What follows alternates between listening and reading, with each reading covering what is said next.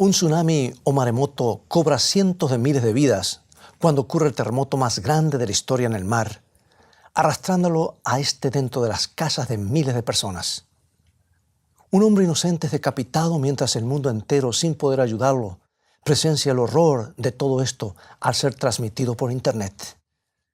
Se detonan 4 bombas en el sistema de transporte público de Londres, dejando 50 muertos.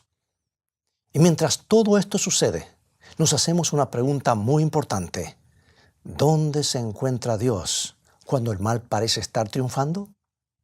Toma tu Biblia, el manual de la respuesta a las grandes preguntas de la vida. En un momento más regresaré.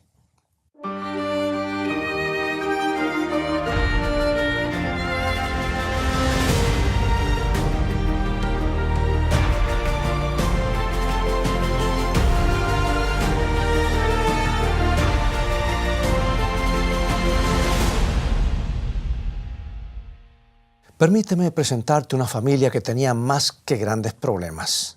De hecho, me atrevería a decir que la novela más leída ni siquiera podría comparársele. Primero, el padre era un estafador que engañó a su hermano y le quitó su herencia. Y como consecuencia se vio forzado a abandonar el país. Su matrimonio era un desastre. Tenía 13 hijos que eran de 4 diferentes madres y uno de los 13 era su favorito.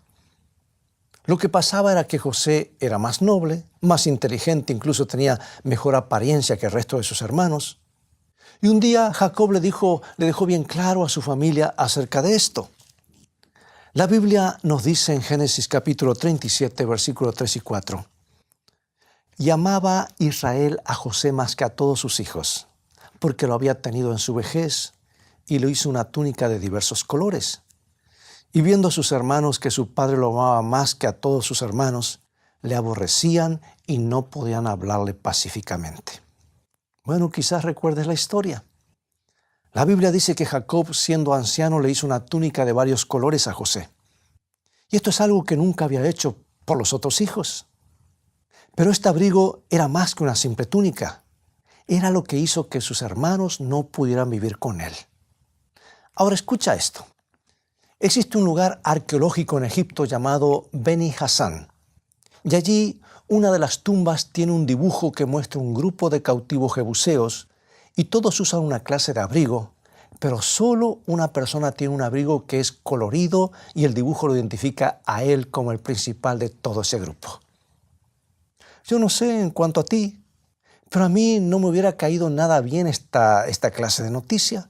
Y de acuerdo a la Biblia, a los hermanos de José tampoco les gustó. La Biblia dice que lo odiaron tanto a José que al punto de no poder hablarle. Y como para que toda la situación fuera peor, José tuvo un sueño en el que él no solo era el favorito de su padre, sino que también era el favorito del cielo. Hermanos, adivinen qué, le dijo José. Anoche tuve un sueño, estábamos atando manojos en medio del campo y de pronto mi manojo se levantó y se quedó derecho, mientras que los manojos de ustedes estaban a mi alrededor y se inclinaban al mío. Bueno, en cuanto a relaciones públicas, digamos que esto fue un desastre. Aparentemente José no había leído el libro Cómo ganar amigos e influir sobre las personas, ¿verdad? Porque la mayoría de nosotros sabemos que no debemos hablar de nuestras cosas importantes de esta manera. Esto hace que la gente nos odie. Y la Biblia dice que eso es exactamente lo que pasó. De igual manera, José no pudo evitarlo. ¿Quién estaría contento? ¿Quién no estaría, mejor dicho? Lo que intentó decir es que si el cielo nos dice que todo se inclina hacia uno, ¿crees tú que podrías mantener el secreto? No, es algo que hay que divulgarlo. Y como para empeorar la situación, hubo un segundo sueño y esta vez toda la familia estaba envuelta en el mismo. José soñó que el sol, la luna y las 11 estrellas se postraban ante él y esta vez le contó a su padre. Ahora bien, la Biblia nos cuenta que esto ya era más de lo que él podía aguantar. Génesis 37:10. Y lo contó a su padre y a sus hermanos, y su padre le reprendió y le dijo: ¿Qué sueño es ese que soñaste? ¿Acaso vendremos yo y tu madre y tus hermanos a postrarnos en tierra ante ti? Bueno, José quizá era el favorito de Jacob, pero esto ya era demasiado, era el colmo, por decir así. ¿Por qué tendrían que inclinarse el padre y la madre hacia su hijo? José, por favor, deja de alardear de esa manera. No quiero escucharte más.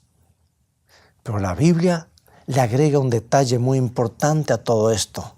Quisiera que le prestes atención. Génesis 37:11. Y sus hermanos le tenían envidia, mas su padre meditaba en esto. Si bien a Jacob no le gustó mucho el sueño, meditó en él, ya que Jacob en su propia vida había aprendido una gran lección. Porque cuando Dios tiene un plan, hay que contar con que Él va a llevarlo a cabo. Siempre es así. Y si Dios le dijo a José que toda su familia iba a prostrarse ante Él, Jacob sabía que así sería. Porque Dios nunca se equivoca.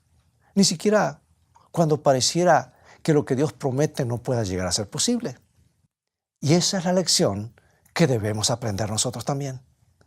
Al final nos daremos cuenta que Dios nunca se equivoca, pero a veces tenemos que aprender esta lección de una manera difícil. Quizás recuerdes el resto de la historia. Los hermanos querían ver muerto a José y por la única razón que no lo mataron en el mismísimo lugar fue porque Rubén, el hermano mayor, se puso un poco nervioso y les pidió que no derramaran la sangre de su hermano. Así que lo echaron en una cisterna, en un pozo en el desierto, que estaba vacío evidentemente, y luego lo vendieron a unos mercaderes madianitas que pasaban por el lugar. Ahora, esto es lo que quisiera que pensemos hoy. Me pregunto, ¿qué hubieras sentido al estar en el fondo de una cisterna seca? ¿Será que pensabas que era solo una broma? Sabes, yo tengo 2 hermanos, uno de ellos menor que yo, y a veces con mi hermano mayor le hacíamos algunas bromas pesadas a nuestro hermano menor. Los hermanos mayores pueden llegar a ser muy crueles, ¿verdad? Y te apuesto que José se enteró de esto. Quizá la cisterna no era la primera broma que le habían hecho, pero a veces me pregunto, ¿cuándo comenzó a José a sospechar que algo andaba mal? Hey, muchachos, está todo bien con la broma, pero ya se está haciendo tarde y tenemos que volver a casa. Luego se ocultó el sol y comenzó a correr un aire fresco. Y lo que ocurrió después fue que José pasó a ser un esclavo madianita atado a un camello. Quizás no volvería a ver a su familia nunca más, pero permíteme hacerte una pregunta importante. ¿Qué estarías pensando tú si te hubiera pasado lo mismo?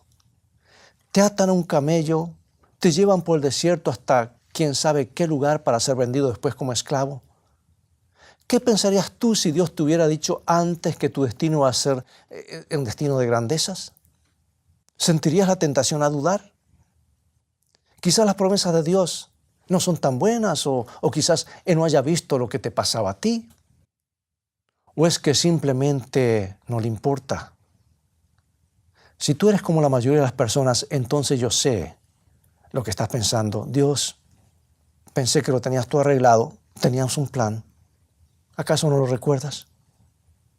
Estaba todo en el sueño. Dijiste que mis hermanos iban a postrarse ante mí, pero en vez de eso me golpearon y se deshicieron de mí. No entiendo nada. ¿Dónde estás, Señor? Ahora, seamos honestos. ¿Te has sentido de esta manera alguna vez?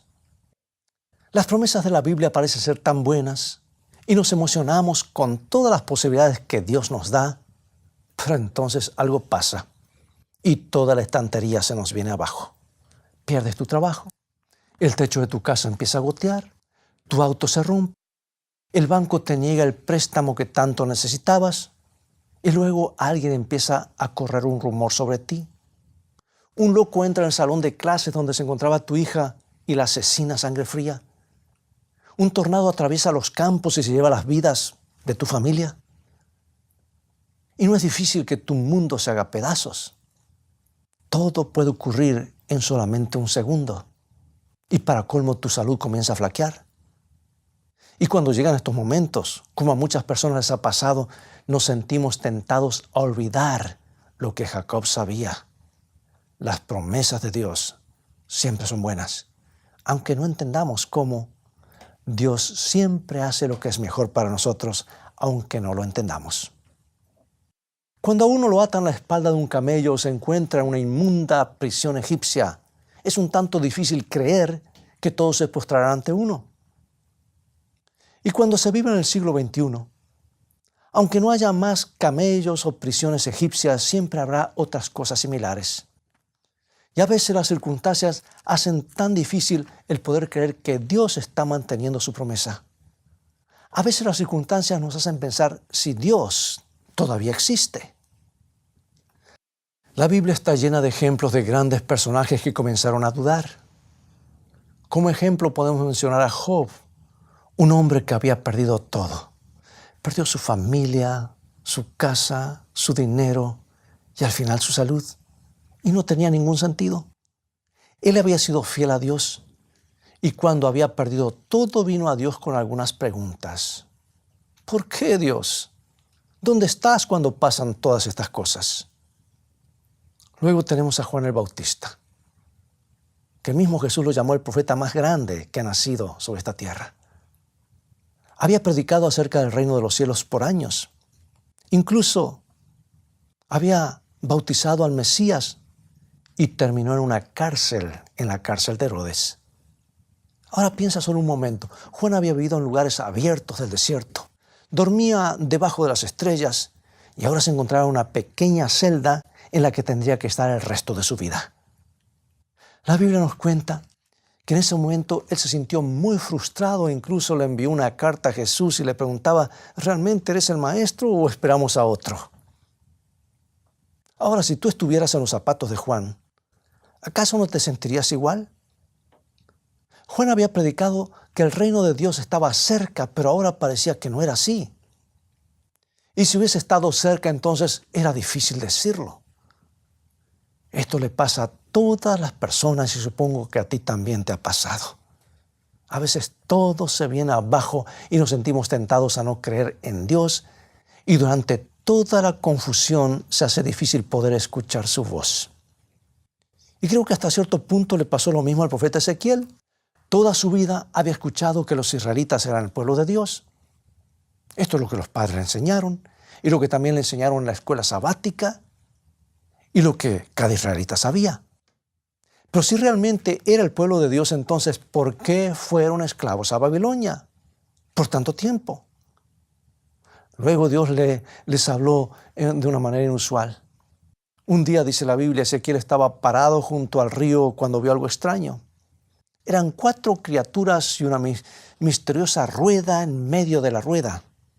Y Ezequiel, al ver esto, lo encontró un tanto confuso. Es como que no tenía sentido, pero continuó observando y se dio cuenta que alguien dirigía esas ruedas. Ahora bien, se han escrito cientos de libros acerca de las ruedas de Ezequiel, capítulo 1. Y desde 1960 algunas personas han llegado a la absurda conclusión de que lo que vio Ezequiel era una clase de nave espacial de un extraterrestre. Pero si lees cuidadosamente tu Biblia, podrás notar que no había nada acerca de ningún tipo de platillo volador. Si te tomas el tiempo y comparas Ezequiel 1 con otros capítulos de la Biblia como Isaías 6 o Apocalipsis 4 y 5, descubrirás que lo que Ezequiel había visto era una representación gráfica del trono de Dios. De hecho, hay un versículo al final del capítulo 1, versículo 26, que dice, y sobre la expansión que había sobre sus cabezas se veía la figura de un trono. Lo que Ezequiel había visto tenía el propósito de enseñarle una lección, que aunque las cosas no parecían estar bien, Dios controlaba la situación. Dios tenía un plan. Quizá no tenga sentido para nosotros, al igual que no tenía ningún tipo de sentido el movimiento de las ruedas para Ezequiel, pero de igual manera había un plan. Observa, la rueda es un símbolo muy importante en las profecías bíblicas. Representa el plan de Dios trabajando en la historia de la humanidad. De hecho, en Santiago 3:6, Santiago habla del curso de la naturaleza y en griego se utiliza la palabra rueda. Una rueda representa el curso de la naturaleza. Representa la mano de Dios guiando el mundo. Dios le estaba diciendo a Ezequiel que tenía un plan. Las cosas parecían no estar bien, pero las ruedas todavía giraban. Dios estaba en control. Y sabes, cuando tu mundo se venga abajo, no te desanimes. Dios está incluido en su plan. Romanos 8:28. Y sabemos que a los que aman a Dios, todas las cosas les ayudan a bien. Esto es, a los que conforme a su propósito son llamados. La Biblia entonces nos dice que Dios tomará cada una de las piezas que componen nuestras vidas y las ordenará para bien. Él nunca dice que todo estará bien, porque obviamente no es verdad, pero de igual manera nos promete su ayuda para bien. Lo que tenemos que aprender es a permitirle a Dios que tome el control. Y ahí es donde Jacob tuvo problemas y donde tú y yo tenemos problemas. Las cosas siempre son para bien en las manos de Dios. Así que pregúntate, cuando la vida te dé la espalda, ¿cuál es el propósito de Dios? ¿Crees en Él? Entiendo que muchas veces es difícil, pero de igual manera tienes que preguntártelo siempre. Él promete que un día entenderás y aceptarás lo que Él permitió que pase. El joven José estaba atado a la espalda de un camello y parecía que Dios había cometido un error porque nadie se postraría ante algún esclavo o prisionero. Los sueños debían haberse equivocado. Pero cuando José estaba sentado en la prisión hubo otro sueño y esta vez lo tuvo el faraón de Egipto y a través de una serie de circunstancias llamaron a José para que lo interpretase. Y luego fue liberado y se encontraba viviendo en el palacio del rey. En solo un segundo toda la situación había cambiado. Así como todo tu futuro parecería estar perdido, todo puede dar un vuelco para bien. Y luego, de acuerdo con la Biblia, apareció un grupo de extraños y José no podía creer lo que veía. Eran sus hermanos y todos se postraron en el suelo exactamente en la manera que Dios había dicho que ocurriría. ¿Ves? Dios no se equivoca. Si Él promete algo, lo cumple. Si dice que podemos contar con Él, entonces contemos con Él. Y a medida que se desarrolla la historia de José, podemos descubrir que Dios tiene un plan que es muchísimo más grande del que podemos imaginarnos. Dios utilizó esta situación para evitar la gran hambruna que destruiría toda una nación. En Génesis 50:20, mientras sus hermanos temblaban atemorizados por la venganza que su hermano podría cobrarse, José les respondió así y dice esto, Génesis 50:20. Vosotros pensasteis mal contra mí, mas Dios lo encaminó para bien, para hacer lo que vemos hoy, para mantener en vida a mucho pueblo. Si tuviéramos la oportunidad de ver lo que pasa en el cielo y observar cómo Dios realiza las maravillosas obras, estoy seguro que descansaríamos tranquilos. Podríamos ver que Él está tratando de salvar a tantas personas como puede. Y la pregunta es, ¿estás dispuesto a esperar y ver cómo resulta todo? Porque quizá Él esté utilizando tu experiencia para salvar a personas que quizás no conozcas hasta el día en que estemos en el cielo. Y en ese día, mientras repasemos la historia de este planeta, estoy seguro que Él te mostrará cosas que te harán muy, muy feliz. Como cualquier otra buena madre, esta descubrió que iba a tener otro bebé. Así que hizo todos los preparativos con su otro hijo Esteban. Ellos sabían que iba a ser una niña, así que le enseñó a Esteban una canción para que le cante a la bebita dentro del vientre. Esteban, ¿quieres cantarle la canción a tu hermanita? Sí, mamá, me encantaría. Entonces se paró cerca de su madre y comenzó a cantarle, You are my sunshine, my only sunshine. Eres mi luz, mi única luz. Me haces feliz cuando el cielo está gris. El embarazo era normal hasta que un día, justo cuando el trabajo de parto comenzó, también aparecieron ciertas complicaciones. Los médicos ya hablaban incluso de que tenían que ir haciendo los arreglos funerarios. Pero de pronto, milagrosamente, la bebé nació. Pero se encontraba en una condición crítica y la trasladaron inmediatamente a otro hospital. Finalmente, un médico vino a Esther para prepararla para lo peor. Sabes, a veces cuando el mundo entero se viene abajo, Y en el caso de Esther y su esposo tuvieron que contactar una funeraria en vez de estar en una reluciente enfermería. Y mientras estaban sentados a la mesa en la cocina planeando el funeral, Esteban entró y dijo: mamá, quiero ir a cantarle a mi hermanita. Hijo, no es el mejor momento. Pero no es justo, mami. Quiero cantarle a mi hermana. Esther sabía bien que si su hijo no le cantaba a la bebita ese día, quizás nunca más tendría la oportunidad de hacerlo. Entonces lo llevaron a la sala donde estaba la bebita. Y la enfermera les gritó que no permitían niños en la sala. Y Esther le respondió que no se irían hasta que se les permita al hermanito cantarle a su hermanita. Así que Esther llevó a Esteban a la incubadora y él comenzó a cantarle: eres mi luz, mi única luz. De pronto los monitores cambiaron y el pulso de la bebita se volvió estable. Sigue cantando, sigue cantando. La enfermera no podía creerlo y comenzó a llorar. Casi había cometido un error fatal al no dejar ingresar a Esteban a la sala. La respiración de la bebé se regularizó y se fue a la casa ese mismo día. La revista que relata el artículo decía que era un verdadero milagro. Amigo y amiga, la Biblia dice que Jesús es nuestro hermano mayor. Y hoy tú también puedes escuchar lo que Él nos canta. Él ve dónde tú estás, entiende tus problemas y sé que te salvará. Así que resiste todavía un poquito más. Dice la Biblia que un día ante Él se doblará toda rodilla y toda lengua confesará a Dios. Eso hubiera sido difícil de creer cuando fue clavado en la cruz y todo el mundo se burlaba de Él. Y también hubiera sido difícil creer cuando estaba en la tumba. Mas cuando Dios tiene un plan, siempre lo cumple y nunca lo olvidará. ¿Entendemos todo ahora? Por supuesto que no. Algunas cosas desafían nuestra razón, pero las divinas ruedas de Dios están girando y un día vendrá otra vez. Mientras tanto, pregunto, ¿estás dispuesto a que Dios dirija tu vida?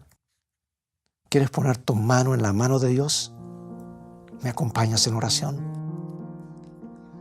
Padre nuestro, admitimos que no podemos ver de manera clara y que no siempre entendemos.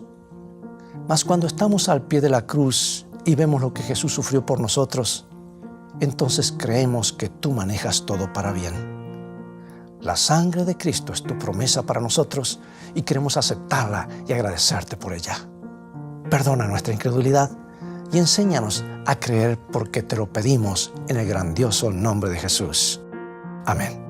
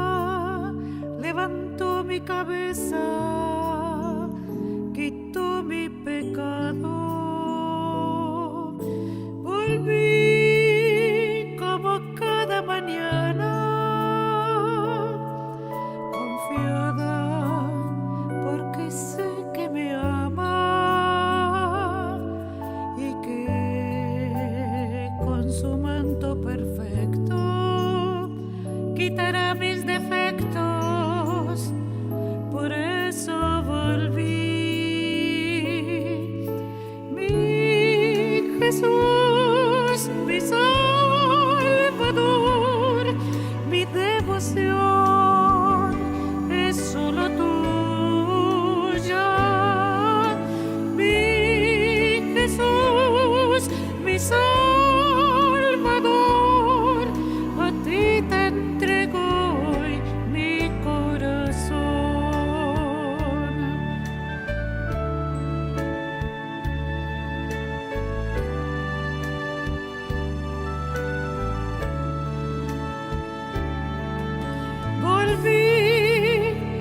Jesús con mi llanto, y Él me secó con su manto. Volví con el rostro entre manos, levantó mi cabeza, quitó mi pecado. Volví como cada mañana, confiada porque sé que me ama y que con su manto perfecto quitará mis defectos. Por eso volví. Mi Jesús, mi Salvador, mi devoción es solo tuya. Mi Jesús, mi Salvador, a ti te entrego hoy mi corazón.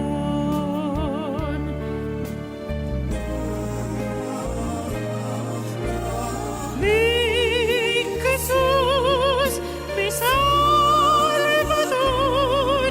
mi devoción es solo tuya.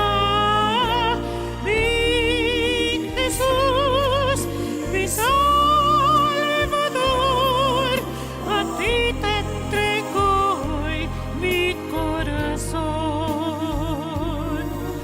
A ti te entrego hoy mi corazón. Entrégale a Él tu corazón.